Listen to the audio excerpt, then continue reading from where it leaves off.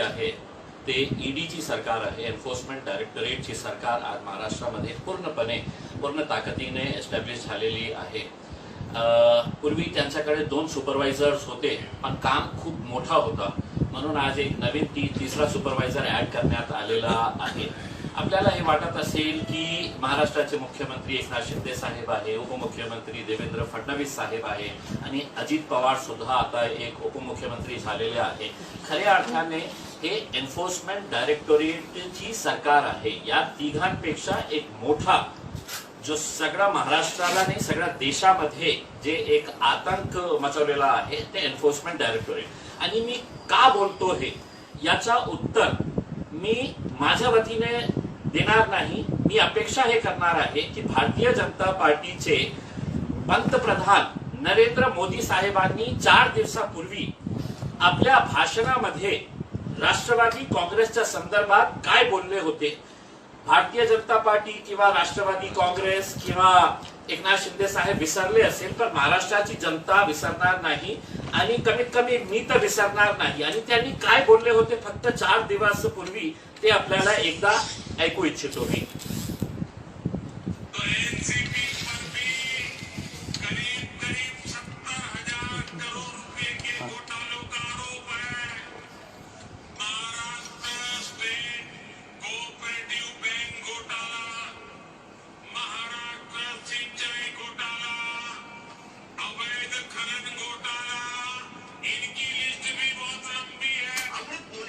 म्हणजे 4 दिवसापूर्वी माननीय पंतप्रधान जे भारतातून देशातून करप्शन संपवण्याच्या खूप मोठा गप्पा मारत आहे, ते 4 दिवसापूर्वी आपल्या भाषणामध्ये काय सांगितलं होतं की एनसीपी का भी भ्रष्टाचार बहुत बड़ा है, महाराष्ट्र स्टेट कोऑपरेटिव बैंक घोटाला, मग महाराष्ट्र सिंचन घोटाला, अवैध खनन घोटाला। आणि त्याच राष्ट्रवादीचे संपूर्ण राष्ट्रवादी जे 70,000 कोटी त्यांनी सांगितले आकडा 70,000 कोटी रुपयेचे ते सगळं राष्ट्रवादी काँग्रेसचे जे घोटाळा करणारे होते त्यांना आपण सामावून घेतलेले आहे। आणि दुसरं म्हणजे आता ज्यांच्यामुळे हे सगळं झालेलं आहे त्यांनी राष्ट्रवादीच्या बाबतीत काय बोलले होते हे तुम्ही विसरले असेल देवेंद्र फडणवीस साहेब। महाराष्ट्राची जनता विसरली नाही। आम्ही महाराष्ट्राची जनतेला आम्ही पुन्हा एकदा आठवण करून देतो की आपण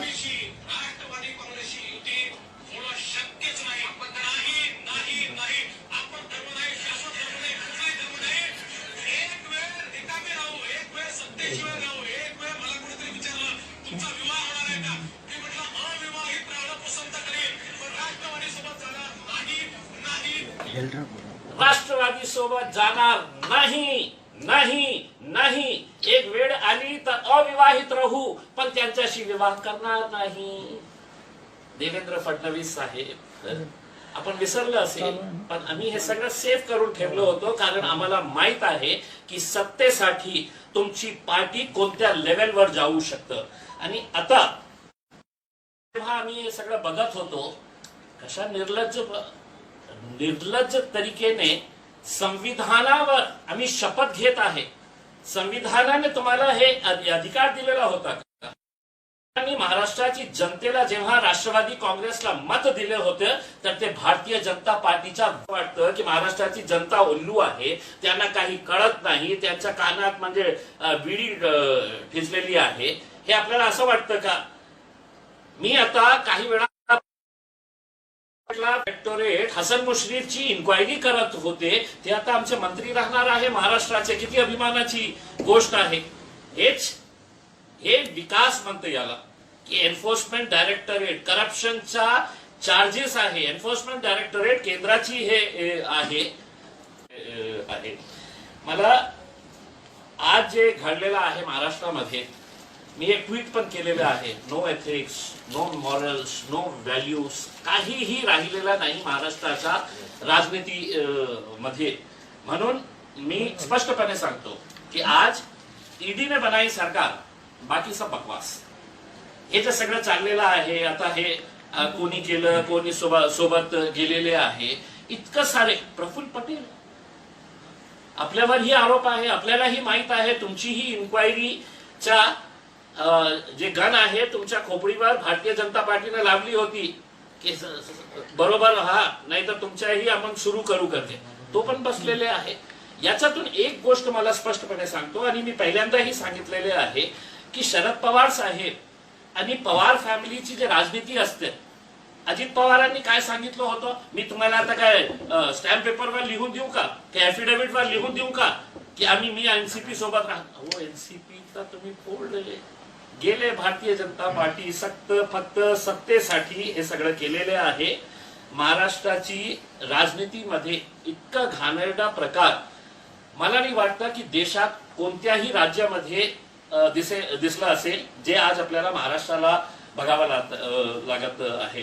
दुसरं म्हणजे आम्ही MIM पार्टी, हेच सगळं राष्ट्रवादीचे नेते होते. MIM म्हणजे भारतीय जनता पार्टीची बी टीम हेच म्हणायचं ना, आता कुणी केलेच आहे. म्हणून मी राष्ट्रवादीचे जे सर्व मुस्लिम विशेषकर जे सेक्युलर नेते आहेत त्यांना अभिनंदन देतो, आणि त्यांचा हे जल्लोष साजरा करण्यासाठी MIM पार्टीने हे निर्णय घेतलेला आहे की उद्या आम्ही फटाके फोडणार, आम्ही खूप मोठा गाजाबाजा करणार आहे. हे सगळं राष्ट्रवादीचे जे नेते जे आम्हाला सांगत होते की नाही आपल्याला सेक्युलर पार्टी पाहिजे, MIM म्हणजे बी टीम आहे, तुम्हाला अभिनंदन देण्यासाठी आम्ही सर्व महाराष्ट्रभर तुमचं अभिनंदन करण्यासाठी फटाके फोडणार, साजरा करणार की तुम्ही आता सत्तेमध्ये आलेले आहे, सेक्युलर सरकार झालेली आहे. हे आम्ही जल्लोष उद्या साजरा करणार आहे संपूर्ण महाराष्ट्रामध्ये. एक खूप दुर्दैव मला असं वाटतं की महाराष्ट्राची राजनीतीमध्ये जे काही आपल्याला बघायला मिळत आहे, आणि मी जे 2 व्हिडिओज दाखवलेले आहे, माझी हात जोडून विनंती आहे देवेंद्र फडणवीस साहेब, आता लग्न केलेले आहे तुम्ही, या लग्नाच्या बाबतीत काहीतरी बोला. तुम्ही म्हटलं होतं की नाही नहीं नहीं नहीं जाएंगे, चले गए. मोदी साहब, आपको भी एक सवाल का जवाब देना पड़ेगा. आप अपने आप की छवि ऐसी बनाते हैं कि आप देश के सबसे साफ सुथरे दूध के धुले हुए हैं, आप भ्रष्टाचार को खत्म करने के लिए निकले हुए हैं. लेकिन मोदी जी, ईमानदारी से कहता हूं, आपकी और आपकी पार्टी से भ्रष्ट नेता इस देश ने देखा नहीं होगा जिन्होंने देश के पूरे भ्रष्टाचारियों को अपने सर के ऊपर, अपने गोद के अंदर लाके बिठाया है, अपने मांडी के ऊपर लाके बिठाया है. आपने ही कहा था कि एनसीपी 70,000 करोड़ रुपए के घोटाले के अंदर शामिल है, और घोटाले के नाम भी दिए थे आपने.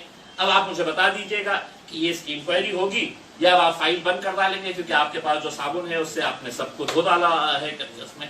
तो जनता इतनी बेवकूफ नहीं है, जनता सब समझती है.